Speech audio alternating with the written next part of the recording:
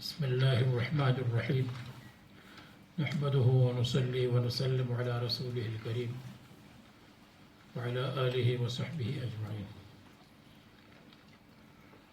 جی فرمائیے.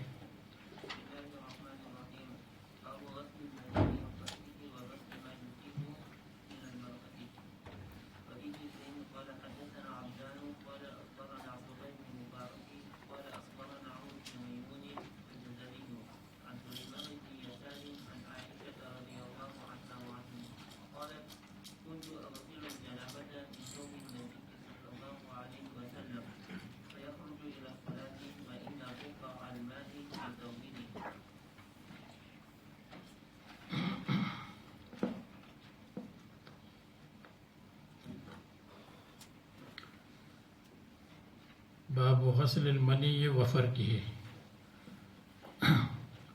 منی کا غسل و فرقہ اور رگڑنا. شافعیہ کہتے ہیں مصنف ہمارے ساتھ ہے، اس لیے کہ منی کا غسل و فرقہ اور اس کو رگڑنا، اور رگڑنا سبب طہارت نہیں ہے، اس لیے کہ رگڑنے میں اجزاء رہ جاتے ہیں، اس لیے منی پاک. تو مصنف منی کو پاک کہتے ہیں. مالکیہ کہتے ہیں ہمارے ساتھ ہے، اس لیے کہ مصنف نے ترجمۃ الباب میں غسل اور فرق دونوں کو رکھا ہے، اور احادیث میں صرف غسل کا ذکر ہے. معلوم ہوا کہ مصنف نے ترجمۃ الباب کو بیان مذاہب کے لیے رکھا ہے، اور اپنا مذہب یہ ہے کہ غسل لازم ہے. مالکیہ کا مذہب یہی ہے کہ غسل لازم ہے. احناف کہتے ہیں کہ مصنف ہمارے ساتھ ہے، اس لیے کہ مصنف کے مذہب کا پتہ ترجمۃ الباب سے چلتا ہے، اور ترجمۃ الباب میں غسل بھی رکھا ہے، فرق بھی رکھا ہے. تو احناف کے نزدیک اگر منی گیلی ہے، رطب ہے، تو اس میں غسل ہے، اور اگر وہ سوکھ جائے پاؤڈر کی طرح اس کو رگڑا جائے تو فرق ہے. تو ترجمۃ الباب میں دونوں کو رکھا ہے. تو احناف کے نزدیک منی میں غسل بھی چل سکتا ہے، اور اگر سوکھ جائے تو اس میں فرق بھی چل سکتا تھا. پرانے زمانے میں وہ پاؤڈر کی طرح ہوتا تھا، آج کل تو پانی کی طرح ہوتا ہے.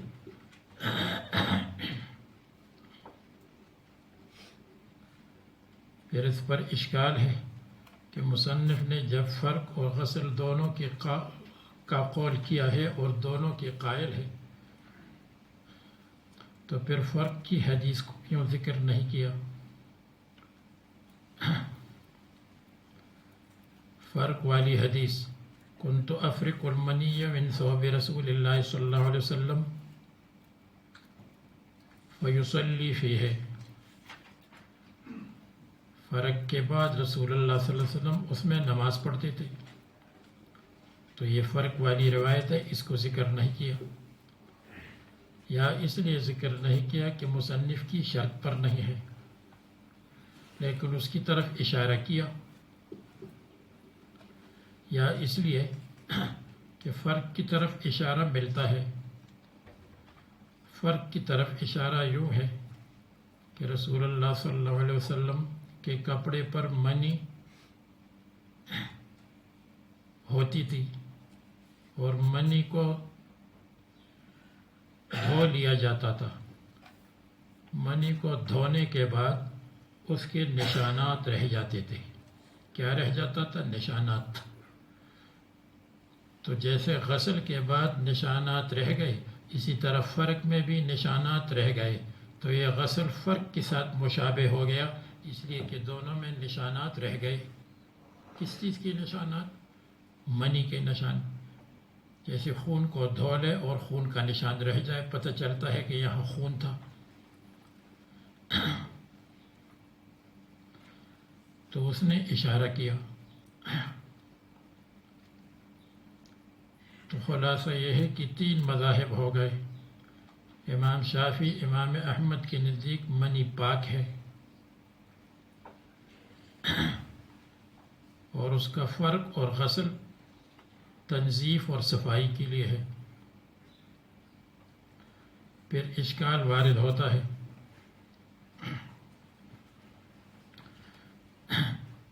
کہ اگر منی پاک ہے تو کسی نہ کسی جگہ تو اس کو چھوڑنا چاہیے تھا، لیکن چھوڑا تو ہے نہیں، بلکہ غسل ثابت ہے یا فرق ثابت ہے.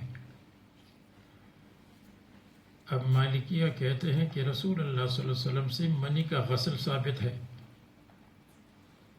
اور جس روایت میں آیا ہے کنت افرق المنی من ثوب رسول اللہ صلی اللہ علیہ وسلم فیصلی فیہ، رسول اللہ صلی اللہ علیہ وسلم اس میں نماز پڑھتے تھے. تو یہ فا تعقیب کے لیے ہے، لیکن تعقیب کل شیء ما یناسبہ، ہر چیز کی تعقیب اس کے ساتھ مناسب ہوتی ہے.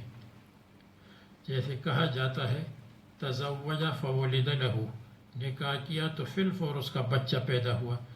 فی الفور کا یہ مطلب نہیں ہے کہ اس وقت پیدا ہوا، یعنی 9 مہینے کے بعد پیدا ہوا، 2-3 سال نہیں گزرے. تو اس کی تعقیب مع الوصل یہی ہے کہ 9 مہینے کے بعد پیدا ہو جائے. تو اسی طرح فیصلی فیہ، اس کا بھی یہ مطلب ہے کہ اس میں نماز پڑھتے تھے فرق کے بعد، لیکن فرق کے بعد وضو ہوتا تھا، غسل ہوتا تھا، غسل ہوتا تھا. تو یہاں گوئے کہ غسل خود بخود مقدر ہو جائے گا. یا مراد فرق سے الفرق فی ضمن الغسل، غسل کے درمیان دلک ہے. تو کنت افرق المنی من ثوب رسول اللہ صلی اللہ علیہ وسلم فی ضمن الغسل فیصلی فیہ. مالکیہ کہتے ہیں اس کا یہی مطلب ہے کہ یہ رگڑنا غسل کے اندر تھا. اور اس کی دوسری جگہ اس کی دلیل ہے. دوسری جگہ اس کی دلیل یہ آئی ہے کہ حضرت عائشہ رضی اللہ عنہا کے پاس ایک مہمان آیا. مہمان کے پاس انہوں نے لحاف بھیجا. ان رجلا نزل علی عائشہ، حضرت عائشہ کے پاس مہمان، فاصبح یغسل ثوبہ، تو صبح کو اس نے اس کپڑے کو، جیسے لحاف ہے کمبل ہے، اس کو دھو لیا، اس لیے کہ احتلام ہوا تھا.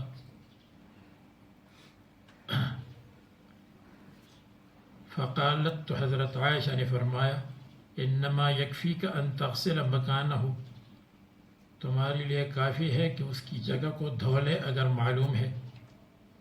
فإن لم ترى، اگر آپ کو اچھی طرح معلوم نہیں تو نزحت ما حولہ، تو آپ اس کے اطراف کو دھو لو. وَلَقَدْ رَأَيْتُهُ أَفْرِكُهُ عَنْ ثَوْبِ رَسُولِ اللَّهِ صلی اللہ علیہ وسلم فَرْقًا فَيُصَلِّي فِيهِ، اور مجھے معلوم ہے کہ میں رسول اللہ صلی اللہ علیہ وسلم کے کپڑے کو رگڑتی تھی اور اس میں نماز پڑھتے تھے. یہاں رگڑنے سے مراد ہے رگڑنا فی ضمن الغسل، اس لیے کہ ما قبل میں غسل کا ذکر ہو چکا تھا کہ آپ کے لیے یہ کافی تھا کہ اس جگہ کو غسل کرتے. اگر آپ کو اچھی طرح معلوم نہیں تو اس کے اطراف کا غسل کرتے. تو وہاں غسل اور دھونے کا ذکر ہے.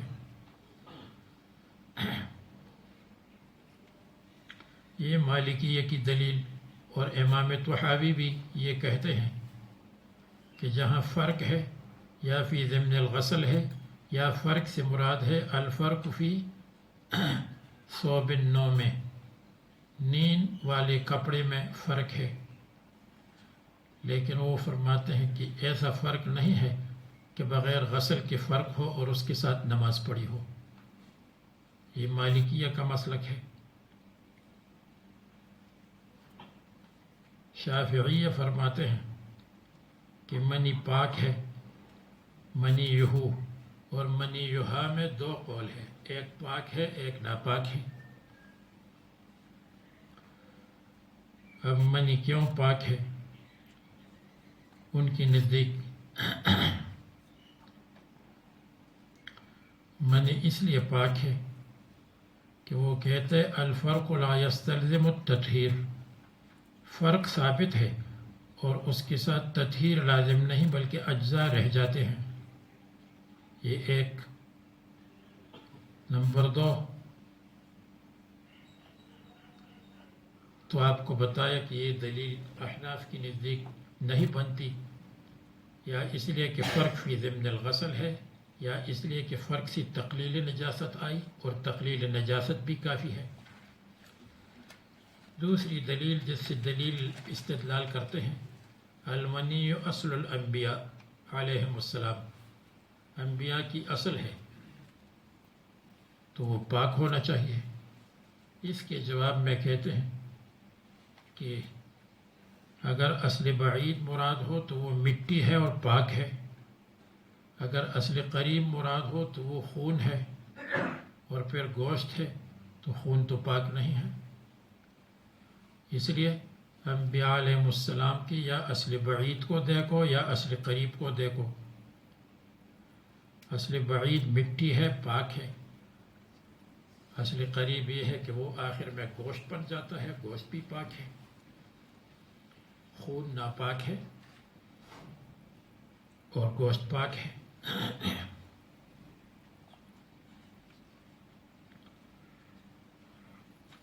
اور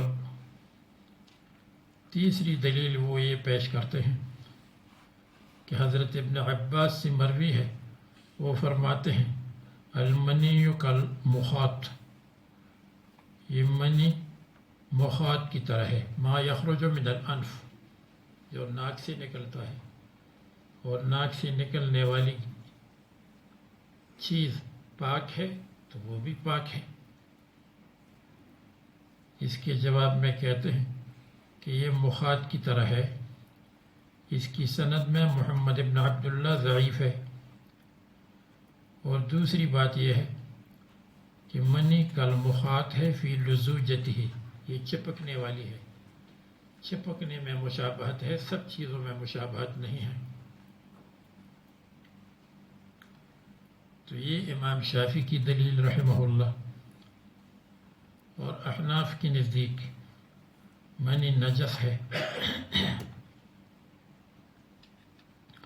جیسے مالکیہ کی نزدیک نجس ہے، لیکن اس میں دلک کافی ہے، اس لیے دلک کافی ہے کہ دلک سے تقلیل نجاست ثابت ہو جاتی ہے۔ تو وہ دلک والی روایت آپ کو بتلا دی، کنت افرق المنی عن ثوب رسول اللہ صلی اللہ علیہ وسلم فیصلی فیہ۔ اور منی کیوں ناپاک ہے؟ اس لیے منی ناپاک ہے کہ اللہ تعالیٰ نے اس کے لیے ماء مہین فرمایا ہے، ماء ذلیل، ذلیل ہے، نجس ہے، بدبودار ہے، اس لیے نجس ہے۔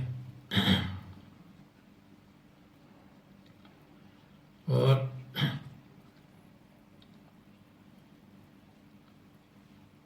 حدیث میں آتا ہے، اور ام سلمہ سے، حضرت ام سلمہ سے مروی ہے، ان سے کسی نے پوچھا کہ کیا رسول اللہ صلی اللہ علیہ وسلم اس کپڑے میں جس کپڑے میں جمع کیا ہے نماز پڑھتے تھے؟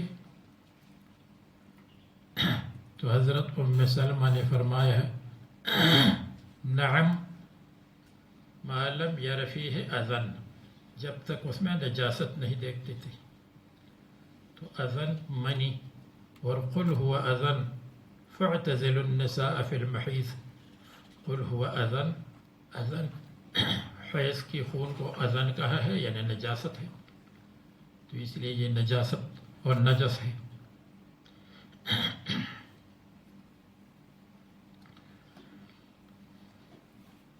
اور حدیث میں آتا ہے کہ رسول اللہ صلی اللہ علیہ وسلم جب استنجا کے بعد غسل کرتے تھے تو ہاتھ کے بارے میں ہے فَيَدْلِكُهَا دَلْكًا شَدِيدًا، اپنے ہاتھ کو اچھی طرح رگڑتے تھے. تو اچھی طرح رگڑنے کا مطلب یہی ہے تاکہ وہ صاف ہو جائے، نجاست صاف ہو جائے یا نجاست کے اثرات صاف ہو جائے. تو خلاصہ یہ ہوا کہ منی پاک ہے عند الامامین اور منی نجس ہے عند الامامین. منی پاک ہے عند الکبیرین اور منی نجس ہے عند الامامین الاکبرین، ابو حنیفہ اور امام مالک.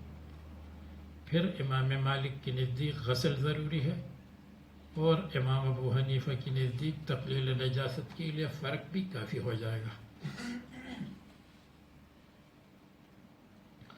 اور غیر مقلدین کی کتابوں میں لکھا ہے منی پاک ہے اور ایک روایت میں اس کا کھانا بھی جائز ہے، یعنی آئس کریم کی ضرورت نہیں ہے، وہی آئس کریم کافی ہے.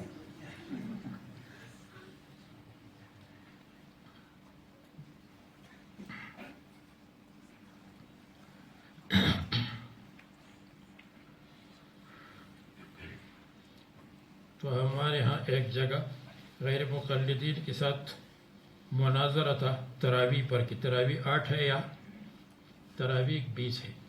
تو وہ مناظر نے ان کو دیر ہو گئی آنے میں، تو غیر مقلدین نے کہا تم ہمارے مقابلے میں نہیں آ سکتے ہو، دیکھو آپ کا مردار مناظر نہیں پہنچا.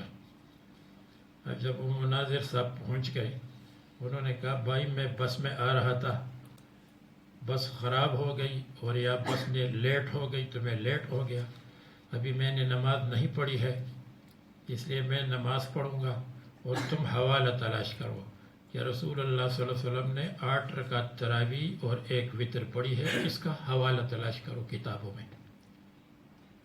وہ کہاں ہے کہ 8 تراویح اور 1 وتر پڑھی ہے؟ نہیں ہے.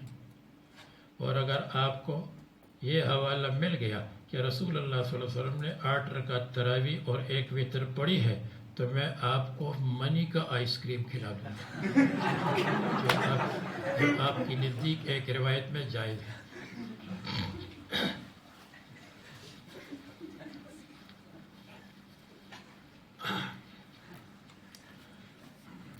اب فرماتے ہیں باب غسل المنی و فرقہ، آگے وغسل ما یصیب من المرأۃ،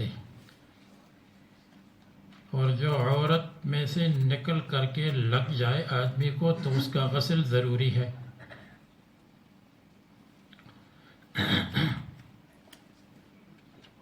تو کہتے ہیں کہ وغسل ما یصیب من المرأۃ، یہ یہاں کے ساتھ مناسب نہیں، اس لیے کہ یہاں تو منی کے فرق اور غسل کا مسئلہ ہے. تو بعض حضرات فرماتے ہیں یہ مصنف کی خطا ہے، بعض حضرات فرماتے ہیں یہ کاتب کی خطا ہے، بعض حضرات کہتے ہیں کہ مصنف کو نظر ثانی کا موقع نہیں ملا، حالانکہ مصنف نے بخاری کی تکمیل کی ہے 233 میں 233 اور وفات ہوئی ہے 256 میں. تو یہ درمیان میں اتنی مدت گزری ہے تو نظر ثانی کا موقع کیسے نہیں ملا اور خطا کیسی ہو گئی؟ اس لیے ما یصیب من المرأۃ اپنی جگہ پر ہے. تو ما یصیب من المرأہ اس کے ساتھ مصنف نے غسل لگایا، تو اس کا مطلب یہ ہے کہ فرق کافی ہے.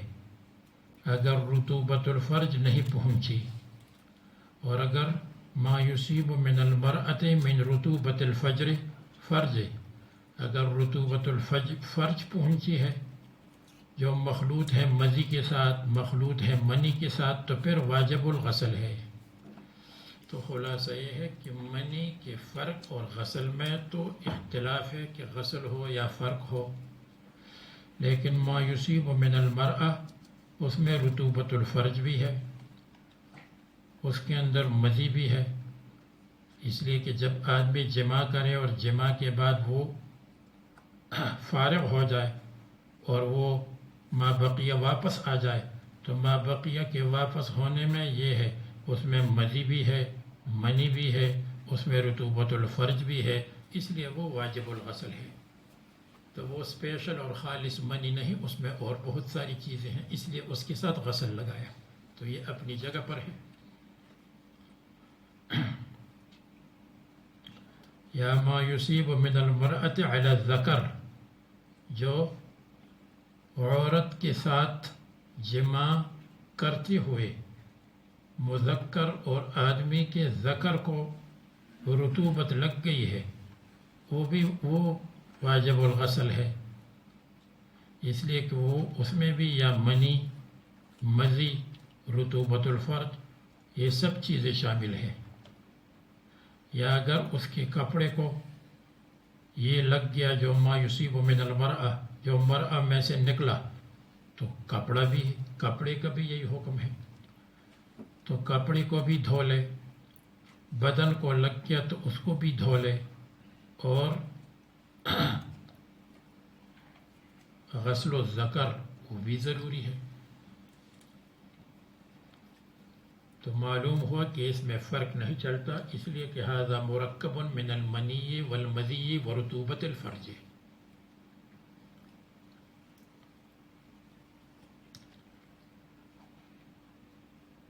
اب جو عبارت پڑھی ہے اس میں یہ ہے، عن عائشة قالت كنت أغسل الجنابة اے اثر الجنابة من ثوب النبي صلی اللہ علیہ وسلم فيخرج إلى الصلاة وإن بقع الماء، اور یقیناً پانی کے دھبے، پانی کے نشانات فی ثوبہ کپڑے میں ہوتے تھے، تو یہاں تو پانی کے نشان کا ذکر ہے، اور آنے والی روایت میں منی کے نشان کا ذکر ہے، کہ غسل کے بعد اس کی چھاپ رہ گئی، اس لیے کہ بعض چیزیں مشکل سے ہٹتی ہیں، تو اگر اس کو 3 مرتبہ دھو لیا تو طہارت ہو گئی، اگرچہ اس کا نشان باقی ہو۔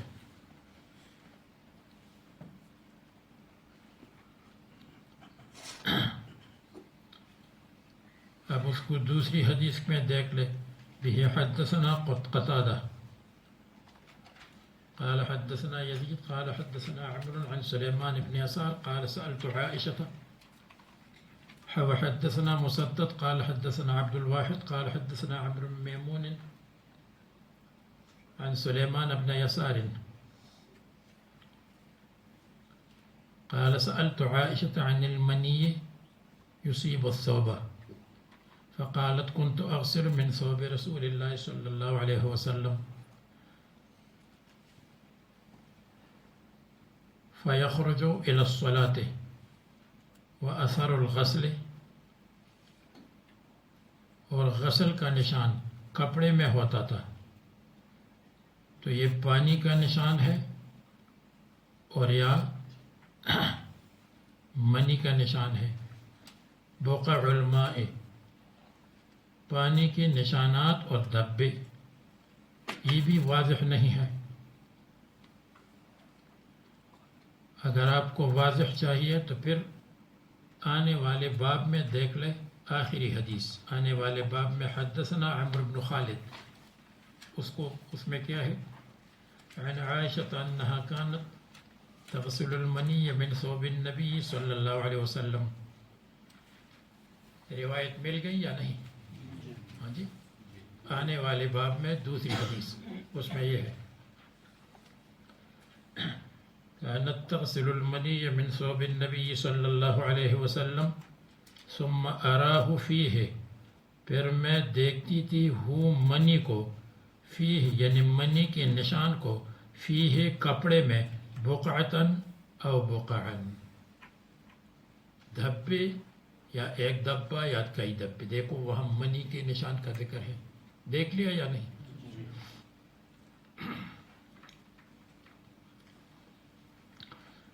تو آپ کو بتایا کہ اس میں اشارہ ہے فرق کی طرف. جیسے فرق میں نشانات رہ جاتے ہیں تو غسل میں بھی نشانات رہ گئے. دونوں کا خلاصہ ایک ہے.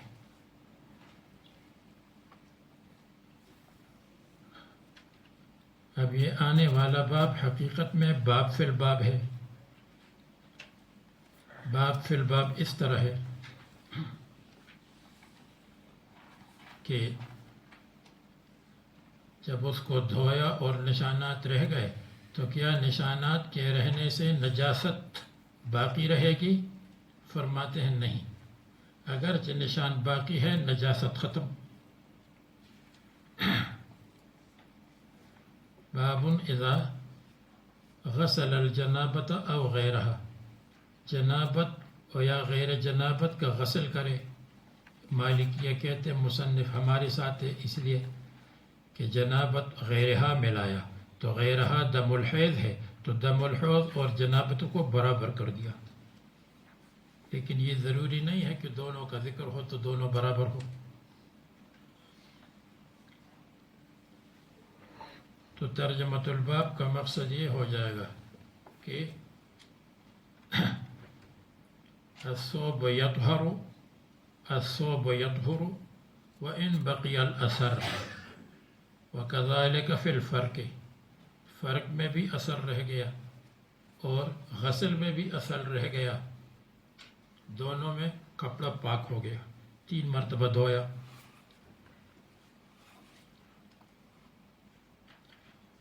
اذا غسل الجنابة او غیر الجنابة فلم يذهب اثره اے بقی اثره فلا حرج فيه. اثره اثر الغسل, اثرها اثر النجاست, دونوں ہیں. اب یہاں منی کیا ہے؟ ماء ابیض, سفید پانی ہے. او اصفر یا اصفر ہے. یخرج بدفق الشہوت, یہ پانی نکلتا ہے شہوت کے کودنے کے ساتھ, اچھلنے والا پانی ہے. ورائحتہ کرائحت العجین, اور اس کی بو ایسی ہوتی ہے جیسے گوندی ہوئی آٹے کی بو. تو اس کو منی کہتے ہیں. والمزی یخرج, مزی پانی ہے نکلتا ہے لیکن بغیر دفق اور بغیر شہوت کے, بغیر دفق کے بغیر. وربما لا يحس به, اور کبھی کبھی محسوس ہی نہیں ہوتا, بعد میں پتہ چلتا ہے کہ کچھ نکلا ہے.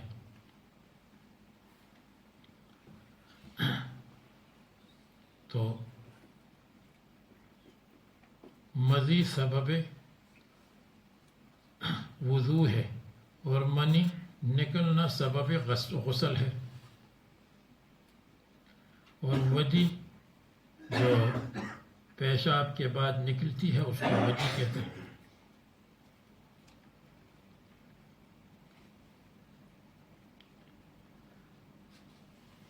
ابو داود میں ہے کہ ان النساء سألن عن اثر الحیض, حیض کے نشان کے بارے میں سوال کیا کہ اس کا کیا حکم ہے, کیا پاک ہے یا نہیں پاک ہوا. فقال اسبغنہ باللون الاصفر, اس پر رنگ لگا دو اگر آپ کے دل میں شک ہو. اگر آپ کے دل میں شک ہو اور یا شک نہ ہو, شرم کی بات ہو کہ لوگ کہیں گے کہ یہ تو دھبا رہ گیا ہے, تو پھر اس پر کچھ رنگ لگا دو تاکہ رنگ سے متغیر ہو جائے.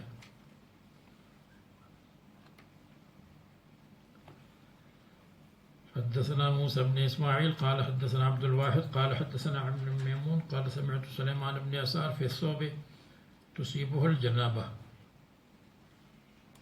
قال قالت عائشة كنت أغسله من ثوب رسول الله صلى الله عليه وسلم ثم يخرج إلى الصلاة وأثر الغسل فيه وأثر الغسل في الثوب، کپڑے کے اندر نشان تھا بقع الماء.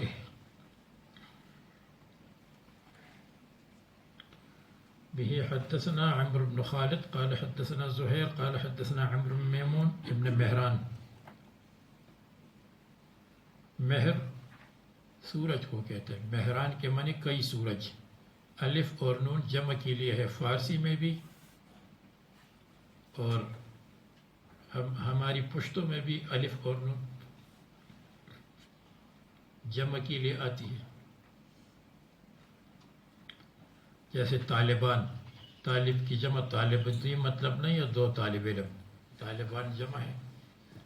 اسی طرح مہران بھی جمع ہے.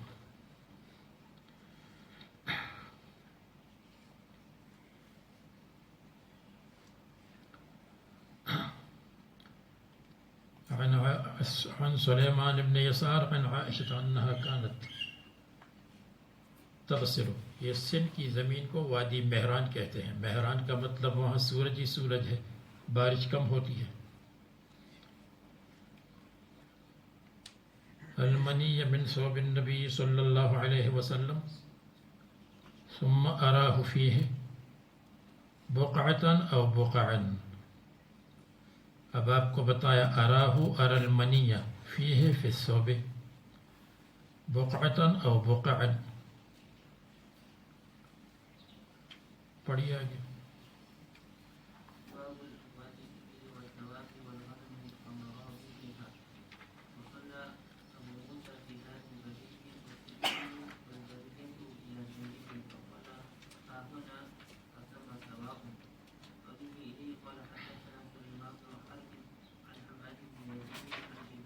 چلو یہ پڑھتے ہیں تو اس کے بعد پھر آگے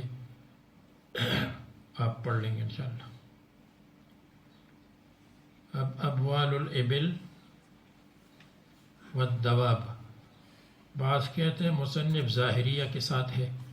معقول اللحم غیر معقول اللحم سب کا بول پاک ہے ظاہریہ کی نزدیک.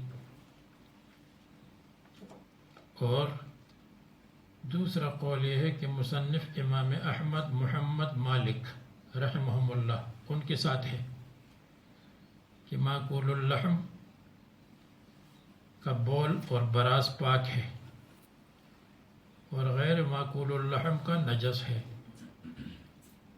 اس لیے مصنف نے دواب کے ساتھ ابل کو لگایا. ابوال الابل والدواب یعنی وہ دواب جو معقول ہے بقرینت ابل. والغنم ومرابضها اور ان کا باڑا جہاں پر ان کو بٹھاتے ہیں. تو یہ ابل اور دواب وغیرہ کی کا پیشاب پاخانہ وغیرہ سب ان کی نزدیک پاک ہے. کن کی نزدیک؟ جن کا نام میں نے لے لیا. امام ابو حنیفہ اور امام شافعی کی نزدیک ناپاک ہے. معقول اللحم کا پیشاب، معقول اللحم کا پاخانہ سب ناپاک ہے. امام ابو حنیفہ کی نزدیک ان کے پیشاب وغیرہ کو استعمال کرنا جائز ہے عند الاضطرار، انتہائی مجبوری ورنہ مر جائے گا. امام ابو یوسف کی نزدیک اس کا استعمال جائز ہے للتداوی علاج کے لیے. امام مالک، امام محمد وغیرہ کی نزدیک اس کا استعمال، اسی طرح امام احمد کی نزدیک اس کا استعمال جائز ہے. عرنیین کی حدیث سے استدلال کرتے ہیں. وہ عرنیین جو بیمار ہو گئے تھے اور رسول اللہ صلی اللہ علیہ وسلم نے فرمایا کہ تم باہر جاؤ، وہاں صدقات کے ابل ہے، ان کے دودھ کو پیا کرو اور ان کے پیشاب کو پیا کرو. بعض روایات میں صرف البان کا ذکر ہے، بعض میں صرف ابوال کا ذکر ہے، اکثر روایات میں دونوں کا ذکر ہے. پھر تقدیم الالبان اور تقدیم الابوال، بعد میں تقدیم الابوال ہے، بعد میں تقدیم الالبان ہے، لبن مقدم ہے.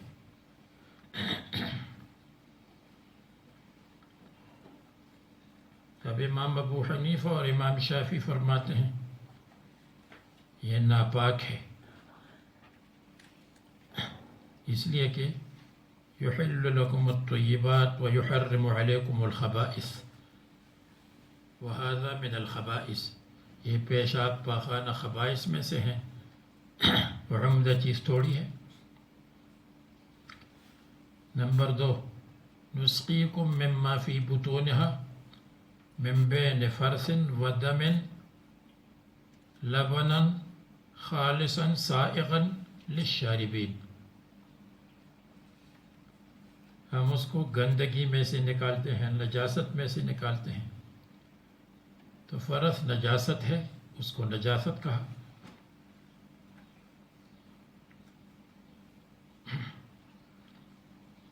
اسی طرح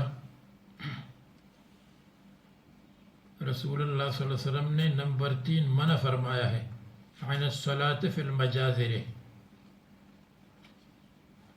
اونٹ جہاں پر باندھتے ہیں اور ذبح کرتے ہیں وہاں نماز مت پڑھو، اس لیے کہ وہاں گندگی ہے۔ اسی طرح آپ نے پڑھا ہے کہ رسول اللہ صلی اللہ علیہ وسلم کے اس کو ابن مسعود رضی اللہ عنہ نے استنجا کے لیے 2 پتھر پیش کیے اور ایک روثہ، روثہ کا مطلب گوبر وغیرہ، فأخذ حجرین وألقى الروثہ، اس کو ڈال دیا کہ یہ نجس ہے۔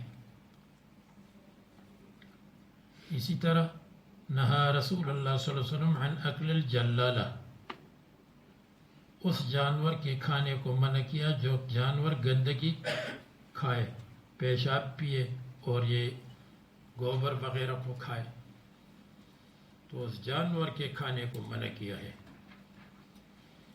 تو یہ گندگی ناپاک ہی ہے، اگر پاک ہے تو پھر پاک چیز کو کھایا ہے تو پھر کیوں منع ہے اس کا کھانا؟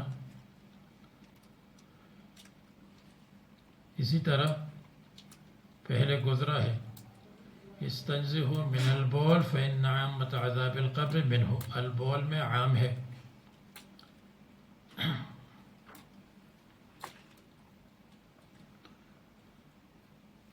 ان دلائل سے پتہ چلتا ہے کہ یہ نجاست ہے اور ناپاک ہے۔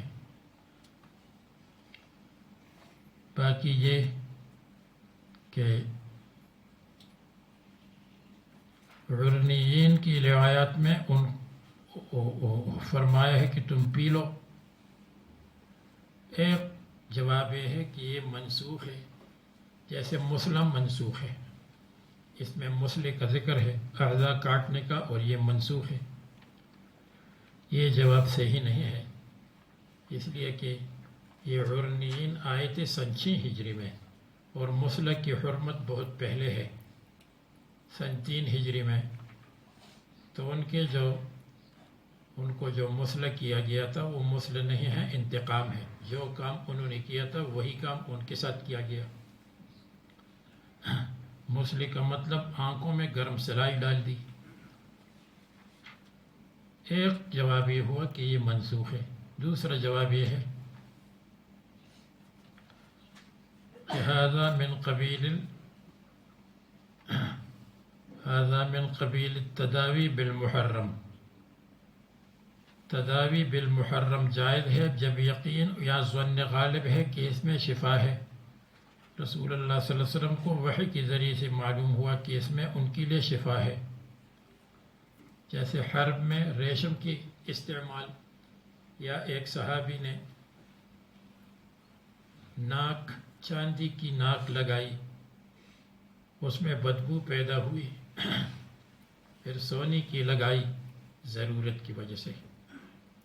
تو اسی طرح یہاں بھی ضرورت کی وجہ سے تداوی بالمحرم کی قبیلے سے ہے۔ اور اگر کوئی کہے کہ حدیث میں آتا ہے ان اللہ لم یجعل شفاء امتی فی الحرام، اللہ تعالیٰ نے اس میں شفا نہیں رکھی، اس کا جواب یہ ہے کہ ضرورت کے وقت حرمت نہیں رہی، اور یا انشاء ہے، یعنی تم حرام کو استعمال مت کرو شفا کے لیے جب اس کا بدل موجود ہے، تو یہ انشاء کا مطلب نیا حکم ہے۔ تو یہ جواب آپ نے سنا کہ یہ تداوی بالمحرم کے قبیلے سے ہے۔ ایک جواب یہ ہے علم النبی صلی اللہ علیہ وسلم ان شفاءہم فیہ بالوحی، حضور صلی اللہ علیہ وسلم کو معلوم ہوا کہ ان کی شفا اس میں ہے، اس لیے رسول اللہ صلی اللہ علیہ وسلم نے اجازت دی۔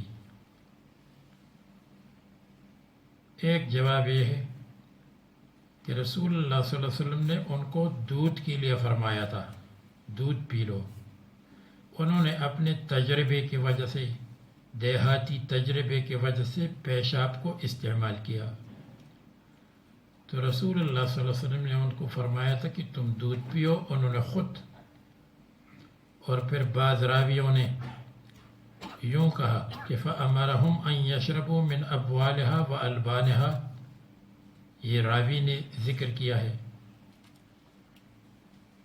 تو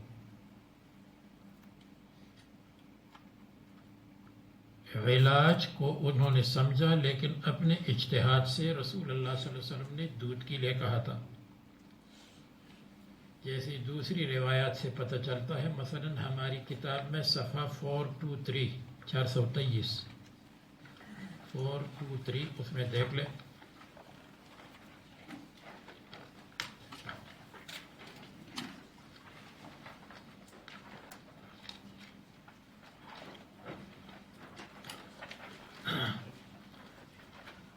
پہلے تو ایک نسخہ ہوتا تھا، متعدد قسم کے نسخے نکلے ہیں۔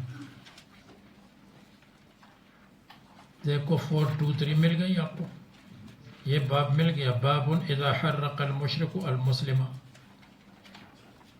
اس میں یہ ہے حدثنا معلّى بن اسد ان رهطا من عقل ثمانية قدموا على النبي صلی اللہ علیہ وسلم فاجتووا المدینة، پس مدینہ کو انہوں نے ناموافق پایا، مدینہ کی آب و ہوا موافق نہیں، یا بیمار ہو گئے۔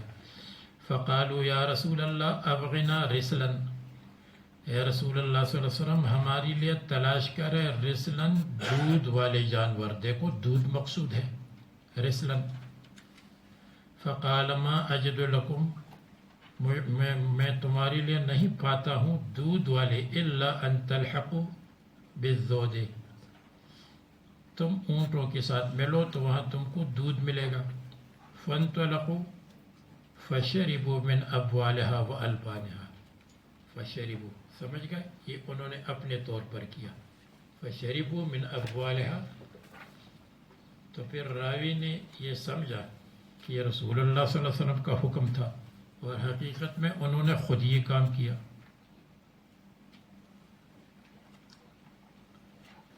ایک جواب یہ بھی دیا، اور اسی طرح روایت دوسری جلد میں بھی ہے، صفحہ 1005 پر، تو وہ تو دوسری جلد میں ہے، اس لیے وہاں دیکھ سکتے ہیں۔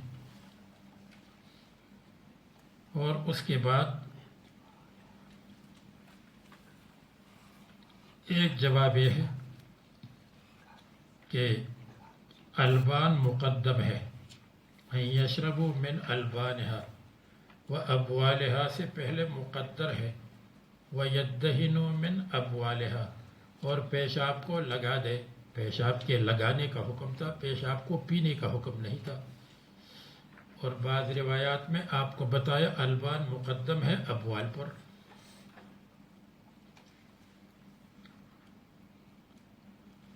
بعض لوگ یہ جواب دیتے ہیں کہ ان کا ارتداد معلوم تھا کہ یہ مرتد ہو جائیں گے، اس لیے الخبیثات للخبیثین کے تحت رسول اللہ صلی اللہ علیہ وسلم نے فرمایا ٹھیک ہے جو مرضی ہو پیو۔ خیر یہ تو بعد میں آئے گا، اب اس میں دیکھو ابوال الابل والدواب والغنم ومرابضها، وصلى ابو موسیٰ فی دار البرید والسرقین۔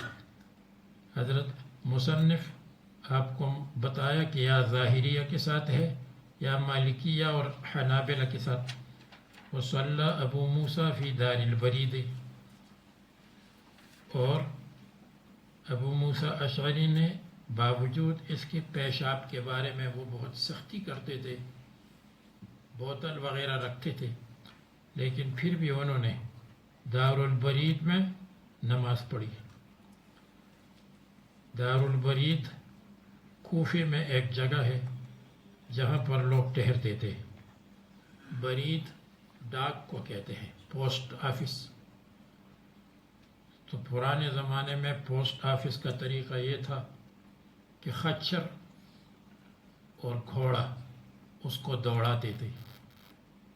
اگر یہاں سے کیپ ٹاؤن خطوط اور لیٹرز کو پہنچانا ہوتا تھا تو یہاں گھوڑوں کو دوڑاتے تھے، خچر کو دوڑاتے تھے روشنی تک۔ روشنی میں اترتے تھے اور روشنی کو ایک اسٹیشن تھا، وہاں اور ریڈی اچھی طرح دوسرے گھوڑے موجود ہوتے تھے۔ یہ تھکی ہوئے رہ جاتے تھے اور ان گھوڑوں پر سوار ہو جاتے تھے، گھوڑا یا خچر۔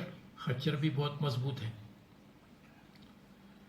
پھر آگے تقریباً 50 60 یا 100 کلومیٹر کے بعد پھر ایک اور اسٹیشن ہوتا تھا، تو وہ تعب والے رہ جاتے تھے اور تیار دوسرے ہوتے تھے۔ اس لیے 1-2 دن میں کیپ ٹاؤن، 2-3 دن میں کیپ ٹاؤن ڈاک پہنچ جاتی تھی۔ سمجھتے ہو میری بات؟ ڈاک کے لیے کیا استعمال کرتے تھے؟ گھوڑوں کو، خچروں کو، لیکن فریش۔ یہاں سے وہاں گئے اور تھکی ہوئے رہ گئے اور فریش کو وہاں سے استعمال کیا۔ اور چونکہ وہ ان کی علامت کے طور پر ان کی دم کو کاٹتے تھے، دم میں جو نیچے بال وغیرہ ہے کاٹتے تھے، تو برید اصل میں بریدن سے ہے، اور بریدن کاٹنے کو کہتے ہیں۔ تو چونکہ اس کی علامت ہوتی تھی اس لیے دار البرید وہی ہے، لقطع ذنبہ۔ والسرقین والبریۃ الی جنبہ، فی دار السرقین گوبر کی جگہ میں، یا والسرقین والبریۃ، اور گوبر، والبریۃ اور خشکی، صحرا، الی جنبہ ان کے پاس۔ تو دیکھو ابو موسیٰ اشعری نے دار البرید اور دار السرقین میں نماز پڑھی، معلوم ہوا کہ پاک ہے۔ اس کا ایک جواب یہ ہے ھذا رأیہ، یہ ان کی رائے ہے۔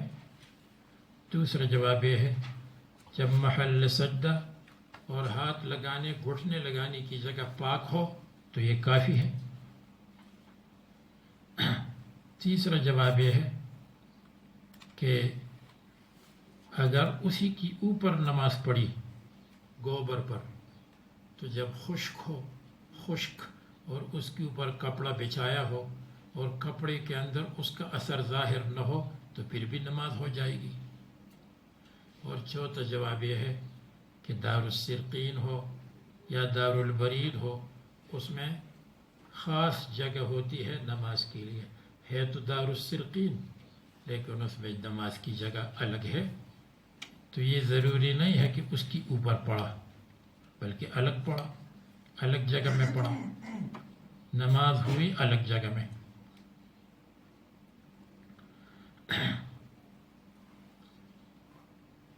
والبریۃ، اور اگر وہ سرقین مرفوع ہو تو پھر تو یہ الگ ہے، دار البرید میں نماز پڑھی اور سرقین والبریۃ اور صحرا الی جنبہ کنارے پر تھا، کنارے پر سرقین تھا اور اس کے قریب نماز پڑھی۔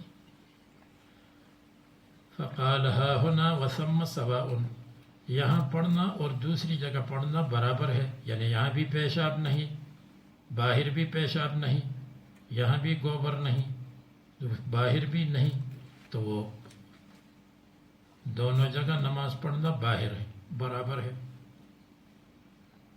اب اس میں مصنف نے اس سے استدلال کیا کہ دار السرقین میں نماز پڑھی، لیکن یہ استدلال تام اور مکمل نہیں ہے۔ پھر اس کے بعد عرنین کی روایت کو ذکر کریں گے جس کے جوابات آپ کو بتلائے گئے.